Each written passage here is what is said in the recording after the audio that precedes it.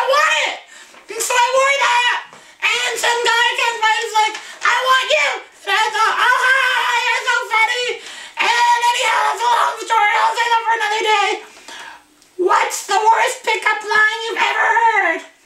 There's this guy that drove by me, and he said, how much for anal? And I was like, what? And he said, never mind, and he drove away. What's the best or most creative pickup line you've ever heard? Oh, that's a tough one. I've heard so many in my life. Probably would have to be that time when I was 17. I was at the skating rink, and there's this guy who said, let's be a figure skating couple. So I'm like, okay, and we held hands and we went around. And then he said, I'm gonna pick you up. I want to wear you like a glove. And I didn't really understand what he meant. And then he picked me up, and I was worried that I would fall. Anyhow, next question is, what signals do you give to a man when you want him to make the first move? Well, usually you just gotta get your dance vibe on. Gotta get your dance on. Then they know to just come hither. Come on. I'm ready for you. Have you ever been in a situation when two men competed for attention at the same time? Who won and why? Well, there was this one time at the bar. I was, in my early mid-20s, and there are all these men who wanted me because I was just such a good dancer. And so, they basically had to dance with me one by one. And the one that I picked is now my husband. What are your biggest turn-ons? I like a man who really knows how to provide for his family and to meet my emotional needs. Right now, my emotional needs are not being met, and that is causing a problem. But I've been watching Dr. Phil every day, and I think that I'm getting a lot of really useful advice from him, so I think we can work things out. What are your biggest turn-offs?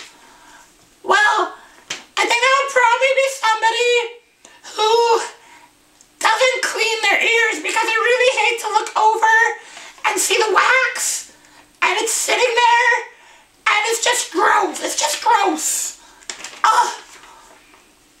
What's your favorite domestic animal? Give me 3 reasons why. I really, really love chinchillas. They can jump, they're clean but not wet, and they're just so cute. I mean, if you let it out of its cage, which you shouldn't, they have some diseases and they can wreck everything. And they'll just jump around, it's so cute. What's your favorite wild animal? Give me 3 reasons why. Well, I especially enjoy tigers, but kangaroos, I think, they're the top of the cake. They kind of jump around, and they're really cute, and they got these sacks that their babies live in, and I think that's just wonderful to keep your children with you always. If you were deserted on a beach, give me 3 emotions you feel. Well, probably happiness because I get a little me time. And then I would be hungry because I usually get my food from the grocery store, right? Like everyone else. I wouldn't know where to get my food on a deserted island, so I would be hungry. And then I would be tired from trying to find all that food. The next question is, if I were in a forest, what are 3 emotions you feel? Now this one doesn't say deserted or alone, so I'm going to pretend that I'm camping with my family. So I would feel frustrated after the long drive, hot, and I would be just so tired, I'd just be like, you know what guys, just go into the woods. I am going to take a nap. If you were in a white room surrounded by people dressed in white, give me 3 emotions you feel. Well, that sounds like heaven. That's because all the angels are dressed in white. And so I guess I feel things like ecstasy and calmness and serenity. It would be wonderful. And the last question is, what's your favorite food? Give me 3 reasons why. Well, I love ambrosia It's like, it's something you can have for dinner that is like dessert.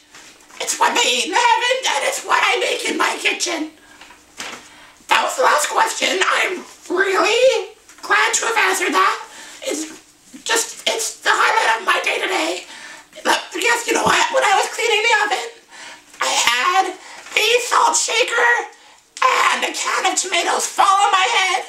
I don't know how, but it kind of hurt. So I needed to do something that cheered my day up, and that pepped it up right there. So, till next time!